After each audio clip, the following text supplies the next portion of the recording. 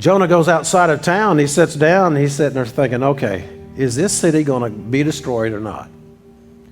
And he's beside himself.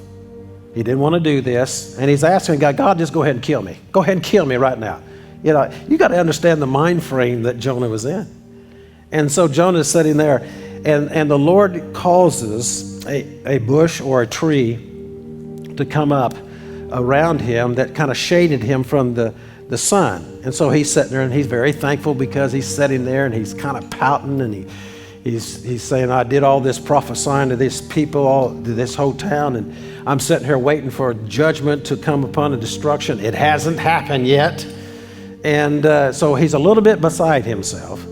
And so the next day, he's got this covering grown up, but then while he's sitting there, and then through the next evening, the Lord causes a worm to come and attack that plant, and the plant dies, and it withers. And so the next day, as the previous day, it was a shield over him and was not barreling down the heat upon his head. He was thankful for that. The next day, it had withered back, and now he's exposed to the sun. It's very uncomfortable for him. Can you say that it's quite possible that God was making him very uncomfortable? I think that's probably true. He's very uncomfortable because he was challenging Jonah in some very necessary things in his heart. For Jonah, he's sitting there thinking, well, I prophesied this, and so for my value and my self-worth, I really need to see this place destroyed.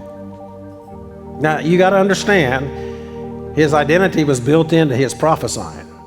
You got to understand, he was, putting himself out there before everybody. Now he's outside of town, and he feels like a total fool because nothing's happening. Nothing's happened. It's still there, hasn't been destroyed. And these people are doing something that he really probably didn't expect, even though he prophesied you need to repent.